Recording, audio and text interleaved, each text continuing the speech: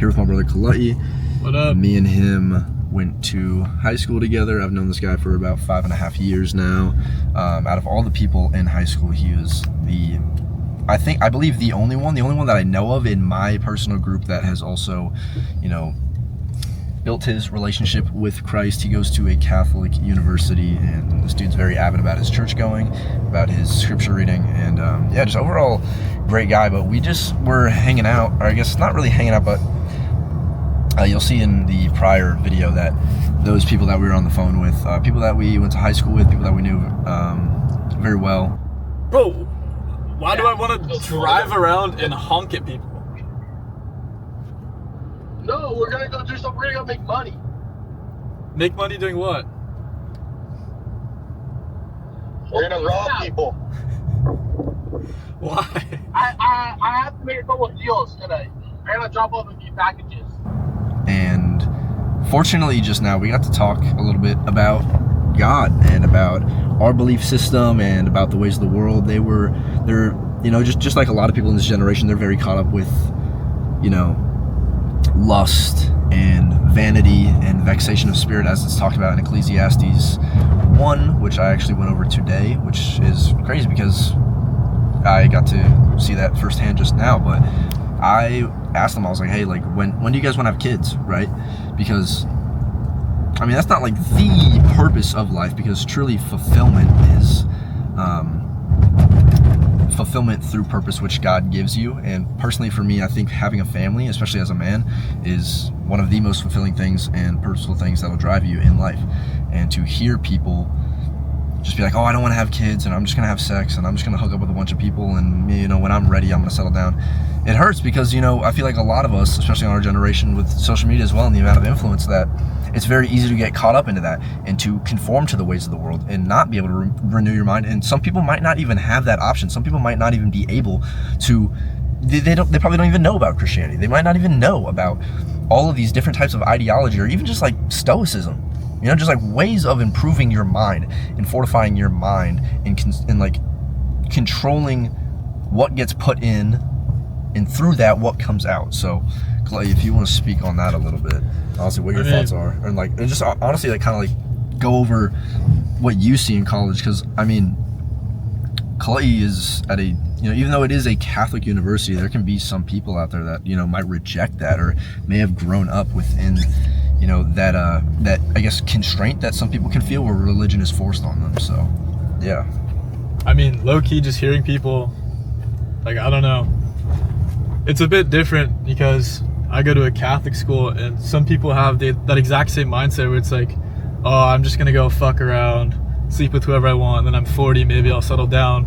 But then you'll see them at church, and then it's just like, you can pray for them, it's all you can do, and wish that their mindset changes. And then people that don't know about God, like we were just talking to one of our boys, he was talking about how if God is real, God's like this alien, and like, I don't know, he just kept going on, and then we actually had a nice conversation about him, and he got to answer his questions, and that felt very powerful to me, because when I was growing closer to Christianity, I had all these questions, and I didn't know like what's the best way to answer them until I started talking to people and doing some more research. So I feel like if people aren't doing the active research that they need to be doing with their questions, they're not going to get closer to God or Christianity as a whole at all. Yeah. I'm really glad that even though I saw in my younger years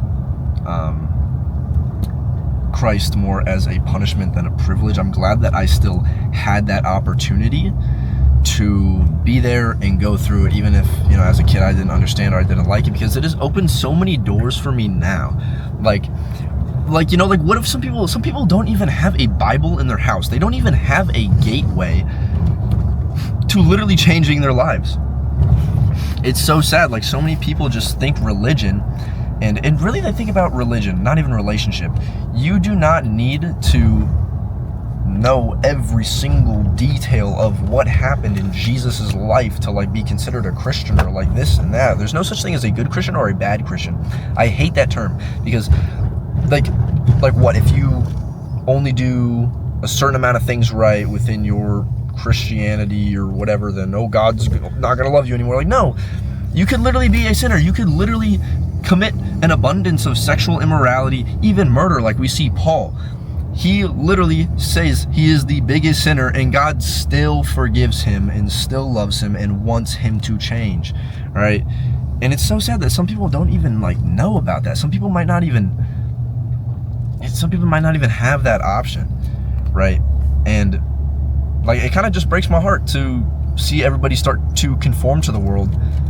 And like, I'm like, man, like, I really got out of that. I used to be horrible. I used to do all kinds of drugs and like hook up with like women and whatever, and I treated like all my partners horribly. Like the relationships I had, I treated them horribly. It was horrible. And to know that like there was a way out of that, and it seriously has changed my mind in the way that I view not just the world but myself and people. Like, just the wisdom of the Bible will literally change your perception on everything. It's sad seeing where I was at a couple months to a year ago in other people in real time, knowing where I'm at now. Because it's like, you want to bring them up and you want to help them, but it's like, you can't fall into a fool's folly, right? You can only help them so much. They have to want it for themselves. I mean, it's just human nature. You're a product of your own environment. You just gotta, surround yourself with good people. Hope that they surround themselves with good people. Because think about it. Let's say you got 5 people. If I'm surrounded by 5 Christians and they all go to church, I want to go to church with them. Yep. And then just regardless. Or same thing, if I'm around 5 people, they're all doing coke before going out, I'm going to feel tempted to do that. But so you just got to watch out who you hang with and just keep your head on a swivel. Protecting your energy is one of the biggest takeaways that I've had from the community that I'm in. And not just from that, but also just from the Bible, because that's what the foundation of these communities are built on, is literally God and trust that everything that Scripture states is, it's literally just straight facts. Bible, I had a conversation, this was like my last week of my job, and I was out on the more countryside of the island, and we would have to drive over to the bathroom because we didn't have like a bathroom where we were at on the job site. So I got to have a really, really nice talk with a homeless man, and I would sit down, I ate my lunch, and I talked to him, and he didn't do any drugs. He didn't, he was just a cool guy. And in his bag, he just had books. This guy would read, study, educate himself. And so he pulls out his Bible and we start talking. And before he even opens his Bible and starts talking to me about these things, he literally says, Bible stands for basic instruction before leaving earth. And that is so true. It is literally the go-to book about anything. It is literally made to improve your life and improve who you are as a person. And that is what it's done for me. That's what it's done that for multiple of the people that I hang around nowadays, people that used to be conformed to the ways of the world and have completely shifted. People who couldn't even talk to other people, who turn out to be the greatest leaders, the greatest speakers that you have ever met. And like, dude, I was literally camera shy like yesterday. And now I'm literally just faced in front of this camera, just talking like, I don't even know how many people are going to see this. Doesn't matter. As long as I help one person, then that's all that matters to me. Really. That's the whole objective. As long as I'm helping people. Like 100 people get hate on this, if I help one person, I'm fine with that. I'll take all the persecution. That's what it's about. Okay? Putting yourself out there. That's what I'm here to do, so I can help change other people's lives and help them not conform to the ways of the world that I was put in, because I know what that feels like, and I know what I feel like now, and I hope everybody else can feel that that's watching this video. That's what it's all about, man. Seriously. All right, the money, the trading, all those fancy things, Miami, we can go up, LARP. No. That does not mean anything if you do not have God. Okay?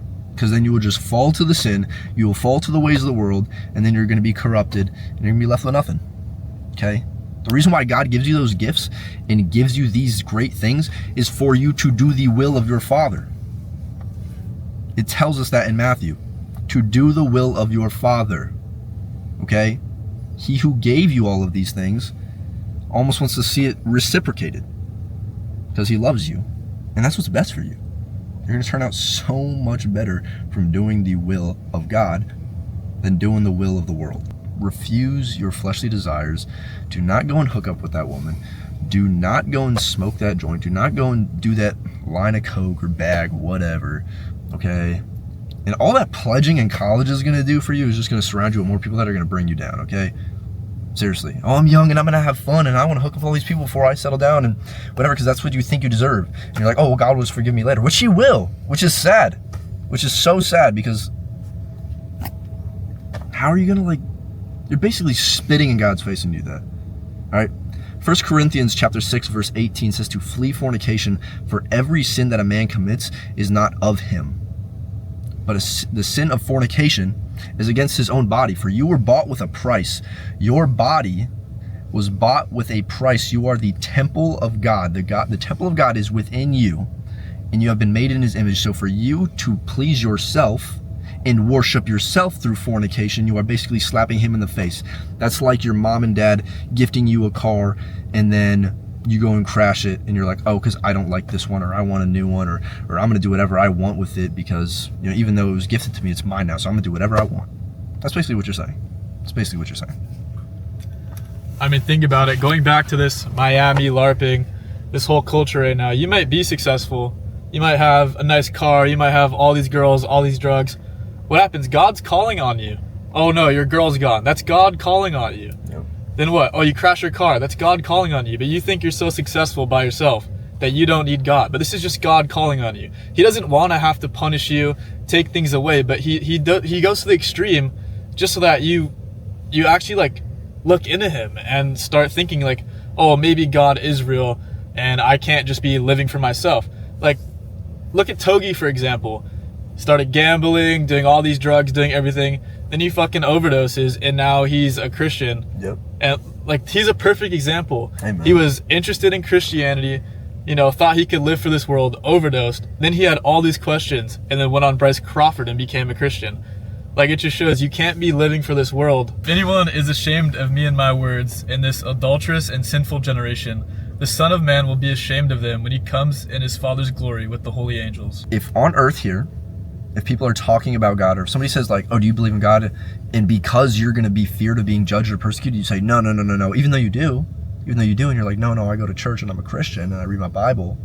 If you deny God here on earth and you were like, no, then in heaven, he's going to be like, dude, what's this about? When you said, oh, you love me and you believed in me, you spent all these nights reading the Bible and praying to me, but, you know, whenever you're around everybody else, you want to fit in. You want to conform to the world, and you don't want to put yourself out there. You don't want to put me out there because you're scared of the judgment.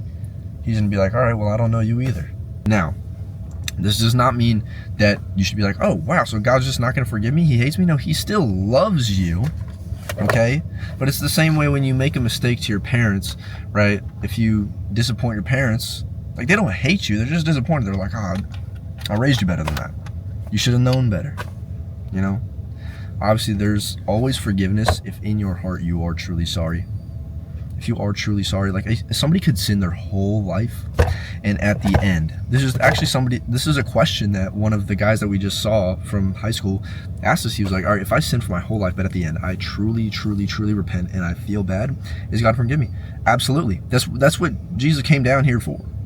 He died so that way we can have grace, so that way we can have that gift, so that when we die, it's not just automatic, oh, we're cooked, we're going to hell because we didn't follow all these commandments that were stated in the Old Testament. He came down here to change the game for you because he loves you so much, even though you don't deserve it, all right? I don't deserve it either. Nobody deserves it, but we get it anyway. I mean, everyone sins. You just got to repent, look forward on life. You know, sometimes we let our sins bring us down, but it's a good thing and a bad thing. You don't want to dwell. Like, one thing for me, like, just laziness. When I feel lazy, like, I get so bummed at myself, and I get so, like, angry at myself. Oh, I'm wasting time. Oh, I'm doing all this. But I can use that anger to actually go do something and feel productive. It's just, I feel like this generation being lazy is, you know, you have lust and all these other sins, but laziness is just completely overlooked. And I think it's one of the biggest harms to this generation. Think about it. I challenge you right now. Check your screen time. I can almost guarantee you it's above 5 hours a day. That's terrible. Think about it. 5 hours, what? You're awake for 16? Yeah, that's facts. That's cooked. Like, what are you supposed to do in life if you're spending 5 hours a day doing absolutely nothing on your phone? At some point, as a man, or even for those of you, if you're a woman watching this, at some point you're going to become a parent. You are going to become the responsibility of the family and the household, and you're going to have to literally create new life and then teach it how to live.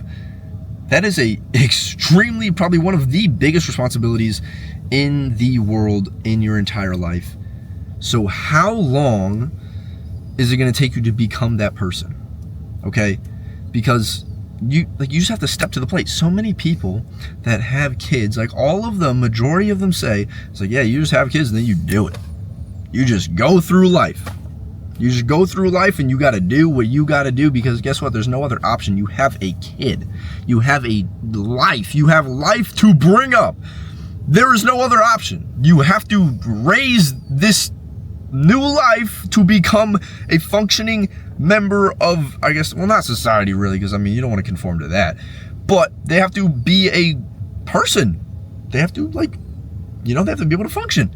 That is an extremely big responsibility, and I just find it crazy that so many people that know that they want to have kids are like, oh, I'm just going to go drink and smoke and party and have a bunch of sex, and, I'll just have kids when I'm 30. It's like, hey, dude, use your 20s becoming that person so in your 30s you can have those kids. What do you mean drink and smoke and party? What skills is that going to provide you to raise a family? Like what? Like, obviously, maybe when I was a teen, my parents let me have a beer every now and again, but it wasn't like, oh, well, I'm an alcoholic, so here, kids, drink beer. Like, no, I'm only 19. There's some people that are pledging or even going to grad school that are like 24, 25 years old maybe, and they're still on the same thing that they were on in high school. And they're still like, oh yeah, bouse and touse this, bro, and I cracked this chick, whatever. Bro, you're 25. You are 25 years old. Like in 5 years, around 30s, like, let's say you have that, like, that's when you're gonna have kids. Like you're gonna have kids soon, dude. What do you mean? Like, what are you talking about, bro? I mean, seriously, like, does that not eat at your soul that you're gonna have to raise new life in a couple of years and you're too busy worrying about what you're drinking or who you're having sex with tonight? That is literally so stupid.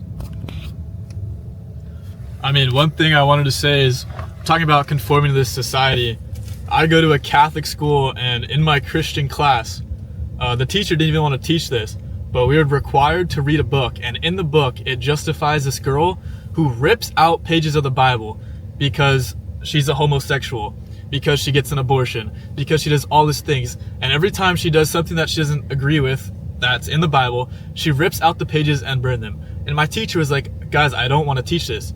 He's a full Catholic. He's been raised a Catholic, his parents are extremely Catholic, but the school is making him teach this. And this just shows, like, society just wants to bring people down. They don't want you to have a good relationship with God. They want you to fall into sin. They want to weaken you. I'm in California. I look up in the sky. All I see is all these freaking chemicals everywhere. Yep. You look at all the ingredients in the food. It's not even real food. Yep. We're not even real humans at this point. It's mind-boggling. Like, there's no point in not walking with God, because realistically, what can you do? We're getting poisoned without our consent, and the only thing you can do is pray. I want to get on the topic of vaping now. Vaping is absolutely horrible. You are literally inhaling. Like, how are you going to inhale watermelon? Let's just put that out there. How are you going to inhale watermelon? You can't. It's gotta be some fake something. Literally, crack open your vape. Have you ever gotten angry and thrown your vape on the ground and seen what pops out? It is literally wires, a thing of cotton, and this dark, horrible juice. And you're like, oh yeah, you probably put it back together. Okay, keep it going. What? Bro, that's worse than cigarettes. Because at least cigarettes, even though it's dipped in all those chemicals and it's 7,000 carcinogens per cigarette or whatever. At least you know what it is. At least you know you're smoking tobacco. Like when you're vaping, you don't know what is that. Okay? And so many people do it, dude. The first time I ever hit a vape was in 6th grade. My first time I ever had a vape was in 6th grade. I can only imagine how bad it. You probably got like 3rd graders ripping Nick out here, bro. This is before I didn't even have a phone. This is before social media was like huge. Or I guess it was around, but like not like everybody in elementary school had a phone. And people were out here ripping vapes in the bathroom. I can only imagine how bad it is now. Guys, I have literally like everything. I don't even drink coffee anymore. Because it's just the amount of dopamine that I get from it. It's probably not a healthy amount. And although it does make me work better, the come down leaves me so anxious. And guys, vaping literally cooks your sinuses. It is nicotine. I'll say this. Nicotine is amazing for your brain and how you think, but what it does to your body is not worth the reward. Okay? It is not worth it whatsoever, guys. So for those of you that vape or are struggling to quit, I literally went cold turkey. I just did it. I'm gonna say I do recommend it. Honestly, just do it. Suffer. I literally got like, it was bad. Like, I got cold sweats.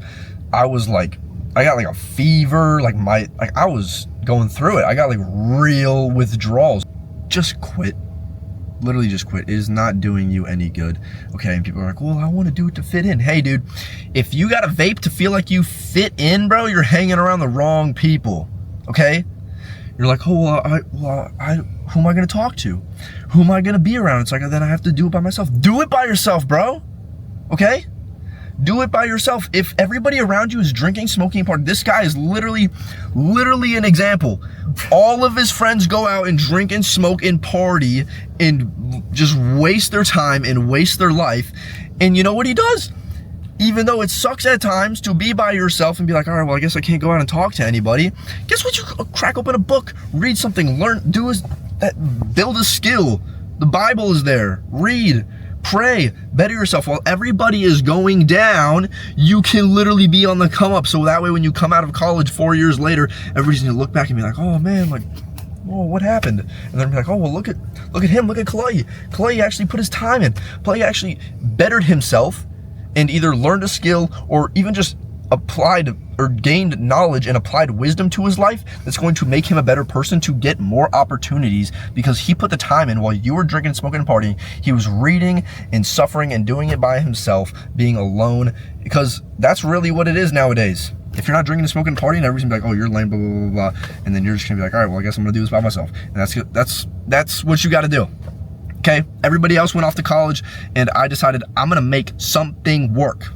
I'm gonna make something work, and even though it was construction at the time, I learned a lot from that. I do not regret working that job.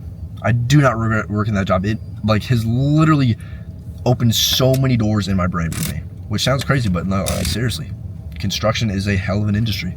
So, or not, well, I don't want to say a hell of an industry, like it's good. Well, the hell's not, oh man. Who wants to black out to have fun?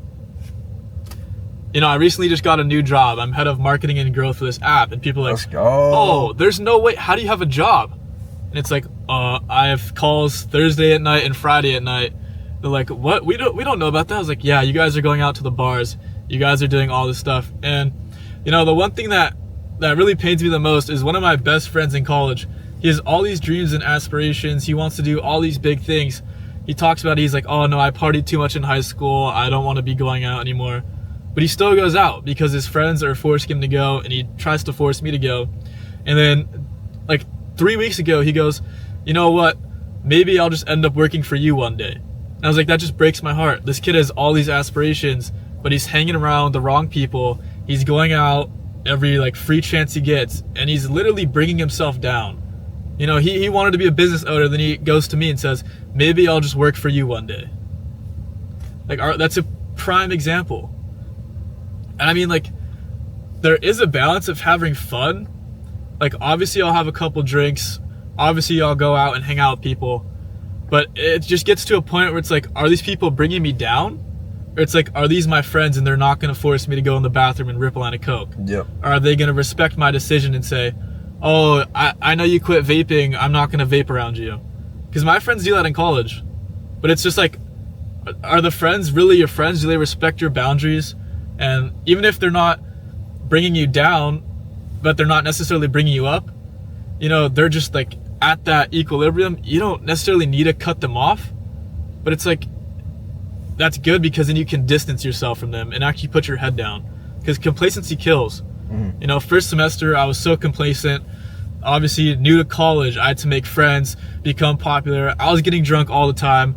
You know, it was just bad. And then I just realized, hey, college is nothing special. Like, the devil is just ruining this whole generation. And I've experienced this firsthand, and I know a bunch of you guys have as well. It's terrible. And the worst thing is I see the people at church the next day. You go out to a party Saturday, you see them at church the next day. And it's just a cycle. And it's like, you're just slapping God in the face when you do this and then go to church. And then, I don't want to say pretend to be a Christian, but that's almost what it feels like. Like, we were just talking to our friend from high school, and he was like, well, why do all these Christians, they do all these things, and then they claim to be a Christian? Yeah. And it's like, I get where you're coming from. I still get where you're coming from. But you just got to read a little more and understand. And realistically, the only thing you can do is just pray. That's about it. Yeah.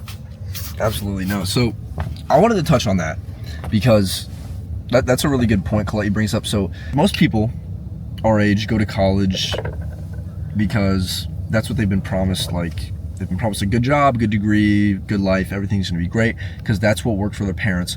And maybe they feel pressured. Maybe they're like, oh, I have to go to college, because if I don't, my parents are gonna be like, oh, we hate you, we don't support you, and you're an abomination because you didn't want to go to college and get a degree, because that's what they see as value. That's what they see as, you know, that's what makes you significant in their eyes, which honestly, you know, I'm not gonna hate on them for that. Okay? Like, if I went to college and I got a good degree and I made a lot of money and I had a great life and a really nice house in Hawaii, I'd be telling my kids to go to college as well, because it worked out for me. But times have changed. That's not what works anymore nowadays. Okay? So I feel that there's a lot of people nowadays who were raised Christian, their parents were Christian, or maybe they went to church all the time, the same way me, you know, except they didn't have like I'll be honest, I did have a hate for Catholicism and just religion in general, because it felt very forced on me. No hate to my parents. I love my parents very much. But just, you know, as a kid, that's what it felt like. So, but I feel like a lot of people might have been, you know, they've had that Christianity or that religion forced on them. So they wear that cross even though they don't carry it. And they go to church more as, you know, literally religion rather than relationship. And that's one thing a lot of people have to change about, you know, their avid church going and scripture reading is relationship over religion. It's about what's in your heart and how you feel. It's not about how much you know or how much you do. Like, oh, well, I didn't give back all this much, or I missed a day of church, whatever. If in your heart you're like, God, I love you, and I'm thankful for what you did for me, and I'm sorry about all this and all that, then I feel like you're good. I feel like you're good. You can be doing a lot better, okay? But it doesn't mean like you're completely forgotten and like you're bound for hell. No, I mean, like I said, at the end of the day, like if you're literally dying in your heart, like, God, I love you, I'm sorry, save me, he'll save you, for sure. And yeah, just to all these people that are going out in college that are drinking and smoking and partying and falling to sexual immorality, especially those of you who know that that's not your crowd, yet that's something that you're stuck in because you're scared to go anywhere else or scared to even be on your own. Literally just do it. Just be by yourself. Be by yourself and do the opposite of everybody else. Okay? I guess maybe not everybody else, but like if you see people doing better than you and you know that that's what you want and that's where you need to be, that's where you're called to be, and you look at your situation right now and you're like, okay, all these people around me are just bringing me down and I'm just going to be stuck here. And not honestly, you won't even be stuck there. You're just going to fall even further into that pit by every drink, every time you have sex, every joint you smoke, every line of coke you do, all that is just going to bring you further and further and further away from God, and it's going to make it so much harder to get yourself out of that hole that you're digging. It's going to suck, but it is literally necessary, okay? Because when are you going to do it? There's going to be a day where you wake up and you are a parent. There's going to be a day where you wake up and you're a millionaire. There's going to be a day where you wake up and you might not even wake up. How about that? You might not even wake up. Okay? literally just do it. There's no other way to put it. Like me buying this camera and talking to it and making this content happened within these past 2 days. This week, I was so scared. I was like, oh, I don't know what people are gonna think about me, what they're gonna say about me. And I was like, you know what? I'm gonna go out there, buy this camera, and make it happen. And you know what? I'm doing it. And even right now, I'm a little bit insecure what people might think about me. But you know what? Whatever. Because I'm doing what I gotta do. Because I know who I want to be. In a couple years, it's gonna pay off. I know damn well it will. Excuse my language, but I mean seriously, straight up. Bro, low-key this sounds kind of messed up to say, but you just gotta be retarded with it. You think the autistic kid cares about what other people think of him? Yeah. You think he Good thinks analogy. without acting? No, he just does it. He just does it. You know, and another thing, like, when you really start hanging out by yourself, you're gonna realize who your actual real friends are. People will come check up on you. People will come talk to you. You know, and it'll show you who your fake friends are. They'll be like, oh, you're not going out. Remember, he was literally just, a person was just like, yo, why haven't I been seeing you? Are you like, Yeah. excuse my language, but like, are you serious? It just shows. And I think people aren't inherently bad, but they're so trying to fit in that around other people, they'll say things to make themselves feel better, try to fit in, be cool. And, you know, you just got to realize you don't need to be cool. You know, I challenge you, if you're going out, partying, doing all these things, this is what I did, and it really just disgusted me. I went to a party, I didn't drink, I didn't do anything, and I just sat back and observed, right? You might think, oh, that's lame, that's no fun. That's the whole point. You look around, I see girls getting groped. I see guys getting into fights. Like, is that really what you want to be doing? Like, going back to what you said, think about it. In the next 10 years, you got to be settling down. You got to make enough money to have kids, travel. Maybe you got to make enough money to travel before you have your kids. And if you're sober observing a party, like, you literally see girls getting sexually assaulted. Think about that. And you're around that in that nature. And it's just so normalized. It's so normalized. It's gross. It's disgusting. Why would you want to be around that? Like, imagine your parents were watching you at all times. Because God is. Now imagine that's your daughter, bro. Think about it. Imagine that's your daughter. Like, Yeah, getting touched good like point. that, bro. Imagine your daughter is doing exactly what you're doing. You'd be so ashamed. You're like, I didn't raise my daughter to do this. It just shows. And you're just validating it because you're drunk. That's it. Oh, you're having fun. Dude, go on a hike. Go to the beach. Do something productive. Go to the gym.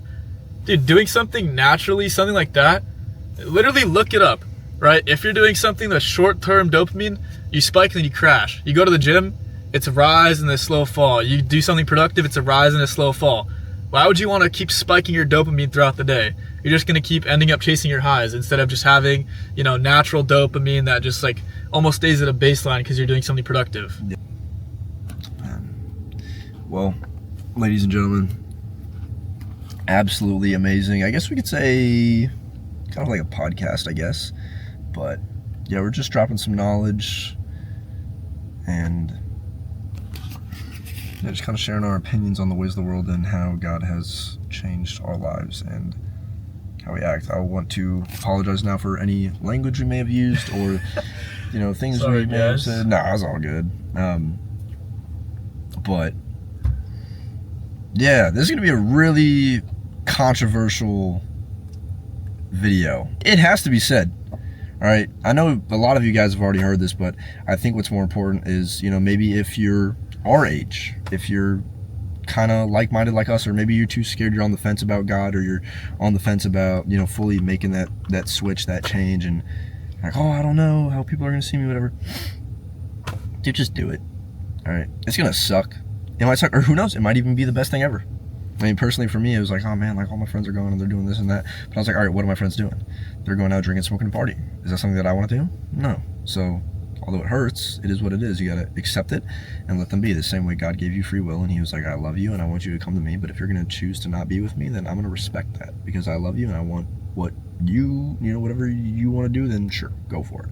All right. I'm still going to be here for you because I love you. And I feel like that's the way that we got to treat people, even though it's hard. And that's something that I had to learn the hard way. So, yeah, I want to say thank you guys for watching. Absolutely love you guys. Appreciate you guys. Peace. Yes, sir.